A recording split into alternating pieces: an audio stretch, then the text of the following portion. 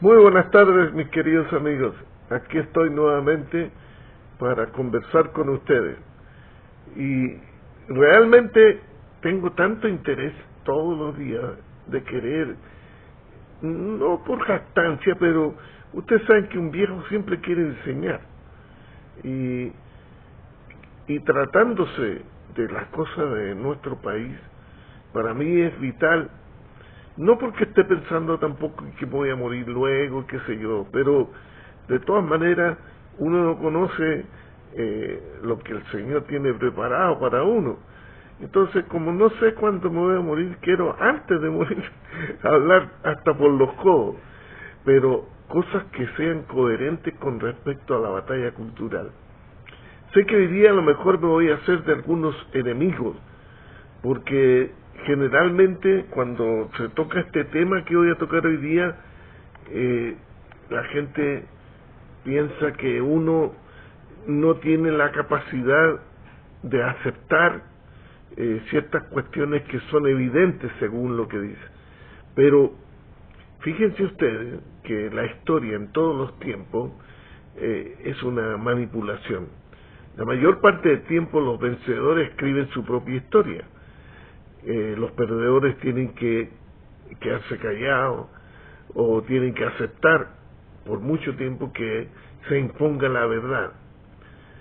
En este caso yo quiero hacer una especie de paréntesis, porque la verdad que se ha impuesto en Chile es casi irrefutable, porque la mayoría de las personas la aceptan, y la verdad que se ha impuesto es la verdad de la izquierda, y la izquierda y aquellos que la apoyan por cuestiones dentro de la derecha, la derecha progresista que yo llamo, la apoyan porque consideran que ese es la mejor manera de no hacerse enemigos y aparte de eso, de ganar posiciones. Pero nosotros, en el caso mío, ¿yo qué posición quiero ganar? Ninguna. Eso lo digo claramente. La única que me interesa es que más personas me vean, porque sé que estoy colaborando a imponer en alguna manera la verdad que se ha ocultado por más de 50 años. Digo más porque esto no es un asunto que nació hace poco. Yo ya tengo mis años y recuerdo cuando era niño que las mismas situaciones se dan en distintos escenarios, pero el interés de los políticos ha sido siempre el mismo: el ocupar posiciones, ganar, digamos, en alguna manera, dinero abiertamente, de recibir aquello que ellos consideran que es lícito por lo que hacen sirviendo a la gente. Yo digo que la experiencia me ha mostrado que no tienen ese derecho. Pero en lo que hoy día me interesa hablar, después de tratar de introducirme con ustedes para que me puedan entender por qué es lo que quiero hablar, se trata de la historiografía parcial de la izquierda, así lo titulo, que es premeditadamente falsa y moralmente turbia, a no dar suficiente visibilidad. Y esto aquí es donde entro de frentón a hacerme de enemigo, a los ajusticiamientos internos dentro de los grupos de izquierda, que cuando se sublevó contra el gobierno militar existieron. Y fíjese que no solamente en el tiempo del gobierno militar, también cuando después vino el gobierno del presidente Pinochet como general, pero era un gobierno delimitado hasta 1990, 1990, y aún en la democracia los grupos de izquierda han mantenido una actitud mentirosa, así lo digo, de frentón. Pero ahora el problema está en nosotros, la gente que se ha tragado mayormente estas mentiras. Ahora, ¿qué respaldo le doy? En la época anteriores al gobierno militar y después durante el gobierno militar, los guerrilleros eran instruidos como parte de una guerra fría, eran instruidos en Cuba, Y digo parte de una guerra fría porque se enfrentaron la Unión Soviética, que era comunista, izquierdista, y los Estados Unidos, los imperialistas, como le han llamado siempre. Ahora, Cuba fue un centro de atención y un centro de entrenamiento. Ahora, en Brasil, en Cuba, en Venezuela, en todas partes, incluyendo Chile, se dieron particularmente situaciones que provocaron enfrentamientos con el Estado. Y de ahí que se produjeron golpes de Estado cuando los civiles no podían contener la lucha armada que estaba provocando o que estaba promoviendo Fidel Castro. Ahora, hubieron ciertas maneras de instruirse, y esto es lo que han ocultado, y entonces ya han provocado que la ignorancia se haga parte de la mayoría, y la mayoría se ha dejado llevar por lo que los izquierdistas han escrito. Entonces, la batalla cultural que estamos dando, es necesario que todo el mundo conozca la verdad de lo que estuvo sucediendo en esa época. Y hubieron dos tipos. Hubieron un brasileño, Maritela, y no sé si ustedes se acuerdan, yo creo que sí, porque yo me acuerdo y perfectamente todos lo tienen como un héroe, es cierto, a Ernesto Guevara, el Cheque le decían. El enfoque que le dieron estas personas a la guerra de guerrilla realmente fue cruel y severo, y esa es la parte que ocultaron. Y entonces ellos trataron, como todo lo que hace la izquierda, trataron de darle un cariz científico o un cariz realista de acuerdo con lo que ellos consideraban legítimo, o sea, trataron de legitimar. ¿Y qué es lo que hicieron? Dentro de esta situación, ellos abordaron la lucha urbana y rural desde una perspectiva de supuesta justicia militar entre las filas revolucionarias y en diferentes entornos. Entonces, ¿qué es lo que pasó? Que la lucha guerrillera tuvo manuales de instrucción. Ahora, a lo que yo quiero referirme es no al completo manual, porque sería mucho, ¿no?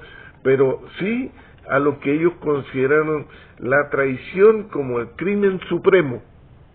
Fíjense, ¿habían escuchado hablar de eso dentro de todo este concierto o esta cantidad de cosas que informa la izquierda?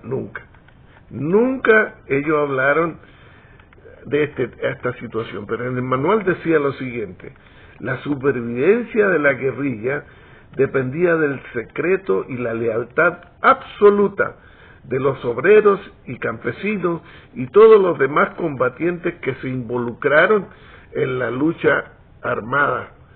Y para ellos, la delación, ¿cierto?, cuando la gente sopla, como dicen vulgarmente, era una falta disciplinaria que no podía ser más que condenada con rudeza y con fuerza. Y esto porque era una amenaza existencial de la guerrilla. Ahora, ustedes me dirán, ¿qué tiene que ver con la guerra cultural? Precisamente tiene que ver porque esto lo ocultaron, y lo peor, las sentencias que ellos hicieron acerca de toda la gente que delataba, que era traidora o que ellos decían que se unían a la contrarrevolución, era la muerte. No era que los fueran a meter en una cárcel o algo por el estilo, porque no tenían ningún elemento como para eso. O sea, cuando llegaron al poder en Cuba, de todas maneras, no tenían los recursos como para empezar a mantener al traidor, como le llamaban ellos. Entonces, en el libro de Guevara y en el libro de Maritela, ellos argumentan que por cuestiones de la guerra urbana y por cuestiones de la precariedad de los recursos que ellos tenían, los informantes eran un riesgo de vida para toda el grupo y toda la revolución, para el éxito de la revolución. Ahora, el detalle, procedimiento de juicio sumario, a diferencia de lo que podría sugerir una ejecución arbitraria, según Guevara, él enfatizaba que la necesidad de mantener una estructura moral y legal dentro de la guerrilla había que diferenciarse de los bandidos. Fíjese que un bandido era más perdonable, un delincuente, que un traidor de la causa. Entonces, ¿qué es lo que hicieron ellos? ¿Y ustedes cuándo han escuchado de que hubieron consejos de guerra entre los guerrilleros? Nunca. Sí, y en Chile los hubieron. En Chile también, porque ellos fueron instruidos en Cuba, en Venezuela, por los brasileños, o sea, los guerrilleros.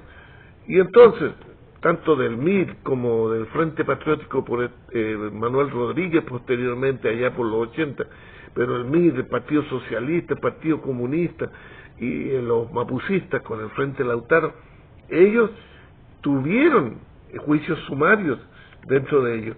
Y el castigo no solo, fíjense esta parte, no solo servía para eliminar la amenaza, sino que era un ejemplo drástico para disuadir a otros y mantener la disciplina interna. Pero fíjese ahora, hay otra cuestioncita más que es bien importante que ocurre por causa de esto.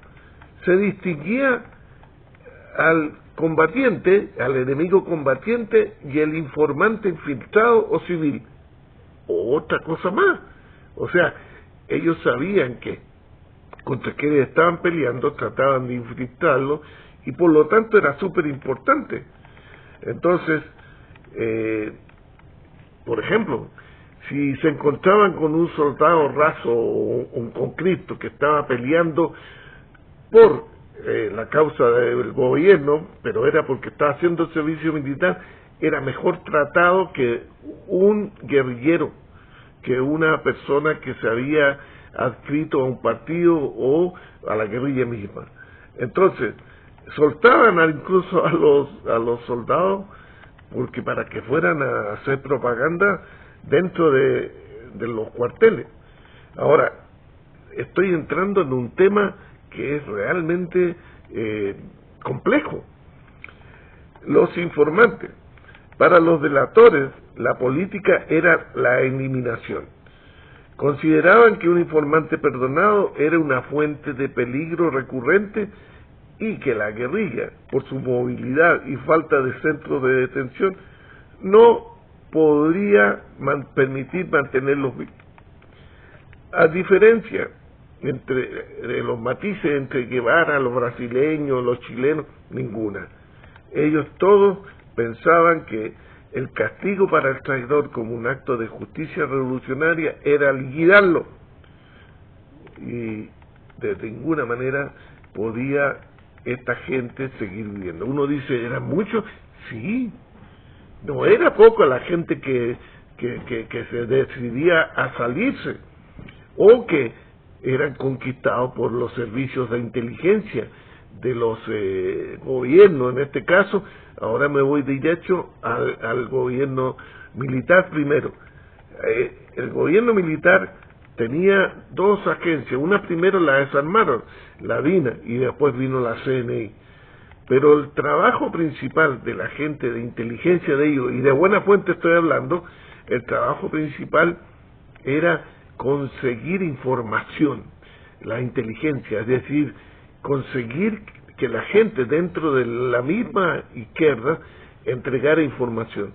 Y para eso, ustedes pueden acordarse que hubieron muchos exiliados. O sea, uno a veces dice, algunos fue una exageración, ¿no? Hubo mucha gente que también se arrancó para no caer en manos de los que estaban a cargo de la lucha armada contra el gobierno militar. Ahora, ¿por qué estoy llegando a esto? Porque ustedes se van a dar cuenta cuando les explique la finalidad de esta situación. Aquí está. Lo que ayudó al éxito en Chile. Los termocéfalos izquierdistas, así lo puse, ejecutaron al pie de la letra estas instrucciones, las instrucciones que recibían de Guevara y de Maritela. ¿Cuáles eran las instrucciones? Nada de perdonar a los informantes, nada de perdonar a los traidores, nada de eso, había que eliminarlo.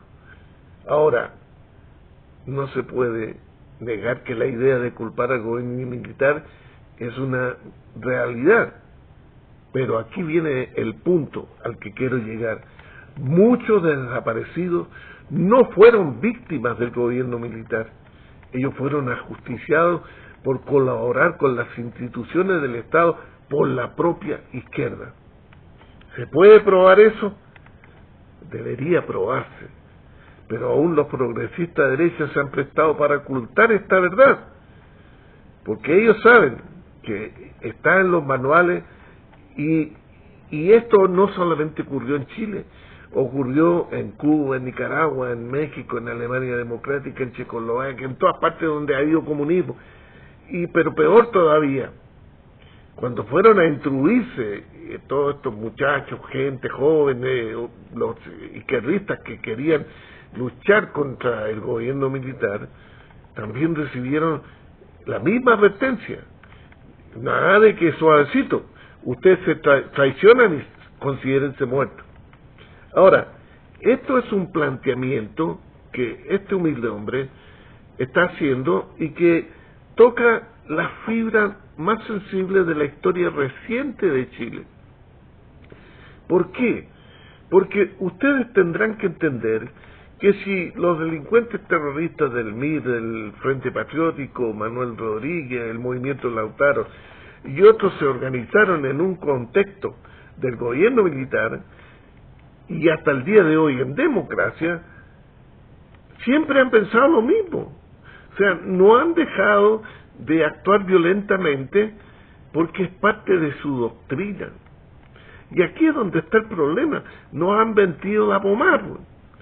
¿Por qué? Porque toda la gente considera que los que trabajaron, los agentes del Estado que trabajaron para combatir la guerrilla, lo hicieron de puro malo de matar gente. No, pues. Si esta cuestión no era algo así por casualidad que se daba, no, se organizaron.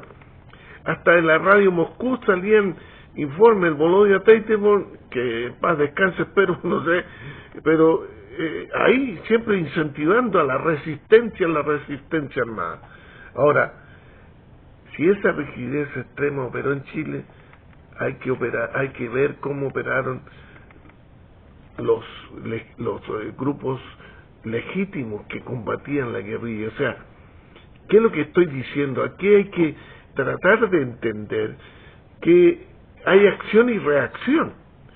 Si un guerrillero, oye, llegan a buscarlo y salta a ponerse a disparar, oye, no voy a ser tan tonto y me voy a decir, ok, me voy a dejar disparar. No, o sea, estoy tratando de hacerlo gráfico, ¿no?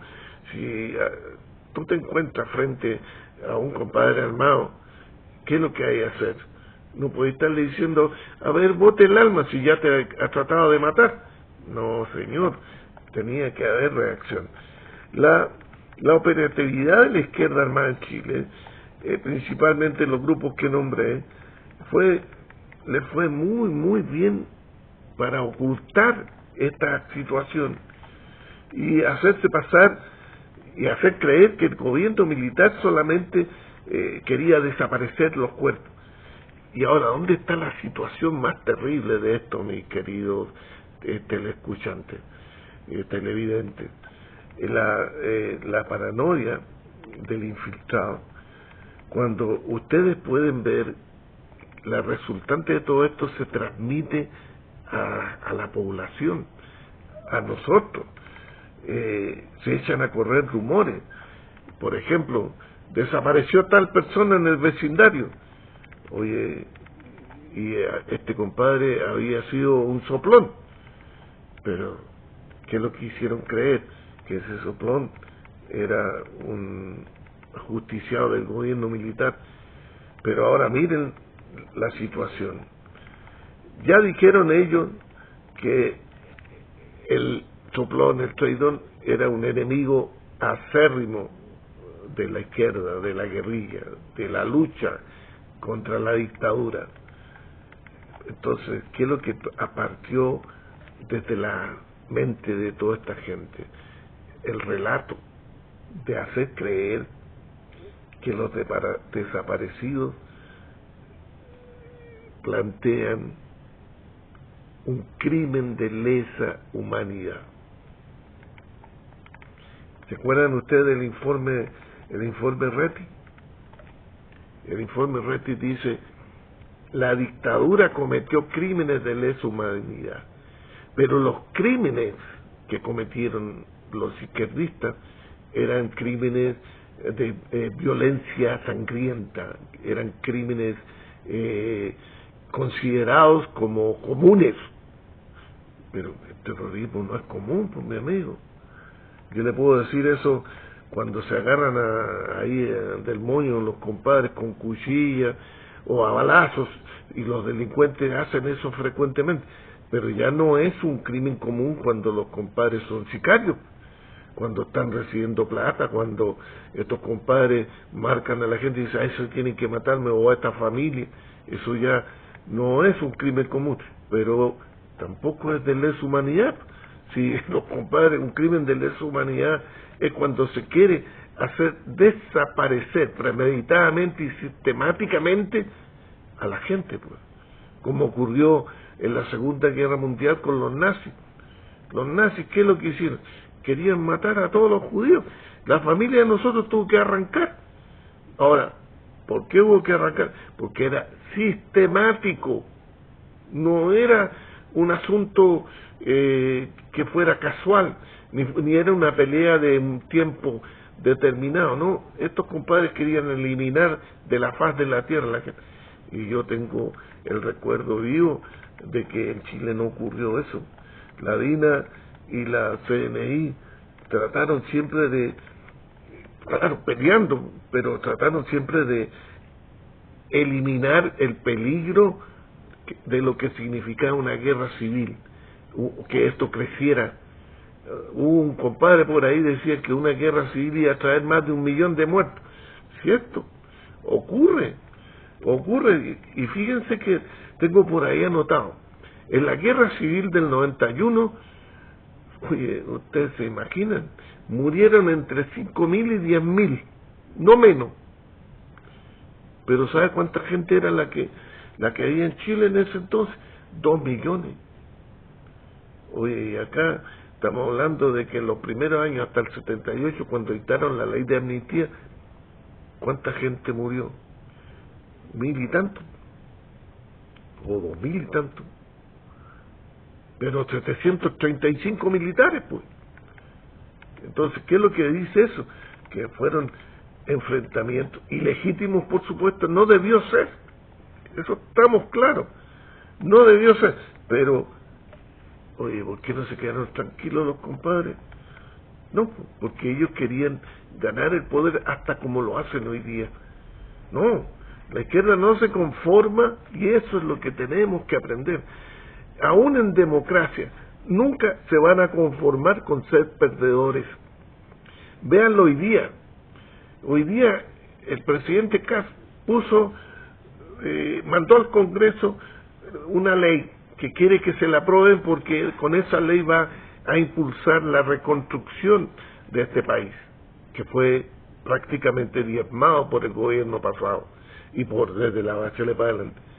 Pero el asunto es que no se conforman y siguen mintiendo, y ese es el problema, y esa es la preocupación que tengo. Y ojalá que los que no están de acuerdo conmigo no se la tomen así como que soy un recalcitrante derechista. No, soy un hombre que la piensa, incluso la oro mucho, oro bastante para saber conocer hacia dónde puedo dirigir mis capacidades, mis conocimientos. Y en este minuto, cuando estoy hablando de esto, estoy tratando de que ustedes puedan ver que realmente hay víctimas inocentes en todo esto. Oye, ¿quiénes son las víctimas inocentes? Dentro de la memoria, las víctimas inocentes de la izquierda son los pobres viejos que están ahí presos, que fueron oficiales, gente joven, que después de muchos años de haber servido y después de haberlo hecho derecho, o sea, el que está en una institución militar sabe que, oye, el juramento a la bandera no es payaseo, y cuando te mandan tampoco es payaseo, hay que obedecer. Pero lo peor, lo que puede ocurrir es que después vengan, de muchos años después, vengan los políticos con el cantinfleo de los derechos humanos y te empiecen a juzgar y te hagan llegar a un punto en que tú sabes que están mintiendo, pues. Todo lo que han hecho los jueces entra en la duda. ¿Por qué? Porque los jueces que han juzgado a todos estos viejos que hoy día, oye, pobrecitos de ellos, uno no tiene ni idea ni dónde están parados, no los dejan irse a morir a sus casas. Tengo la bendición del Señor de estar viejo y todavía pataleo, pero hay gente que no tiene ni una posibilidad como ellos, y los compadres lo hicieron por mejorar la situación. Entonces ahora, ¿por qué lo traigo a colación y lo presento también como una parte dramática? Porque toda esta mentira es la que ha hundido nuestro país. Todo este tipo de cosas son las que nos han dividido y los que han hecho que muchos se corrompan. Y que muchos, por ejemplo, mintieran. ¿Cuántos desaparecidos que ellos mataron? Los tiraron por un acantilado. ¿Qué no hicieron? Chile tiene acantilado en toda la costa. Todas las costas hay acantilado, en todas partes. La montaña tiene acantilado. Tenemos ahí en el sur hasta selva, por donde los animales se hacen salvajes, perros salvajes. También hay estos famosos pumas. ¿Y qué es lo que, oye, esta gente mató a sus compañeros? Sí, y no voy a decir que es invención mía, de buena fuente. Si ustedes me creen, bueno, si no, está bien también. Pero tengo que decirlo, por lo menos que haya servido para algo al pasado por estos programas que estoy tratando de hacer con mi amada esposa. Ella es la técnica del asunto, ella es la que me arregla la hora y me pone la corbata y la que maneja. Pero ¿con qué fin? Oye, despierten, chilenos, no sigan en la misma. Imagínense, tiene razón este hombre al reclamar que la batalla cultural la estamos perdiendo. ¿Pero por qué? Porque nos dejamos engañar por mentiras como esta. Oye, si nosotros no hicimos nada. Sí, lo hicieron. Sin duda, este enfoque lo van a considerar muchos como un enfoque negacionista. Pero yo les digo, oye, la ideología de la izquierda se ha mamado, la palabra un poco ruda, pero se ha llevado, se ha echado en la espalda millones de muertos en todo el mundo. ¿Por qué Chile iba a ser la excepción? ¿Por qué aquí no van a haber purgas? ¿Por qué aquí no estoy nombrando a un nombre por decir algo nomás, pero ¿por qué los altamiranos, por qué los comunistas como Corbalán y otros más no iban a ser parecidos a los que ellos tanto adoraban, como Stalin, por ejemplo? Hasta lloraron por ese compadre. Chile, la sociedad civil, lamentablemente, sin darse cuenta, respaldó a estos métodos de lucha al no meter la cuchara, al quedarse callado y al aguantar que la izquierda impusiera sus mentiras. Fíjense que estoy buscando aquí un resumen que hice. aunque la doctrina del terrorista sobre el castigo al traidor fue un hecho, los historiadores y la izquierda en general han hecho todos los esfuerzos posibles para esconder y tergiversar esta realidad. El gobierno militar, desde 1973 a 1980, después el gobierno del presidente general Pinochet y la democracia representativa que ha manejado el Estado chileno, han tenido una capacidad de inteligencia y control territorial mucho mayor que la que quiso tener la izquierda en todo el territorio de la nación. Ahora, de no mediar esa realidad, es decir, si no hubiese sido por esta situación, el trabajo que hicieron durante estos más de 50 años que se ha hecho, este país sería socialista. Estaríamos igual que Cuba, igual que Nicaragua, igual que Corea del Norte. Y yo creo que, ¿para qué seguir nombrando? Yo creo que si algo les ha servido lo que he dicho, traten de resumirlo en algo. Son mentirosos los compadres. Y son mentirosos, y cuando dicen que son blancas palomas, son mentiras también, pero las más grandes. Ahora, ¿cuándo les vamos a sacar la verdad? Nunca. Porque ustedes ven, a la gente joven, como la del Frente Amplio y los otros partidos, la gente joven sigue en la misma, porque es una doctrina. Pero, si ustedes ponen un poquito atención a lo que este hijo dijo, van a entender que es necesario cambiar la cuestión.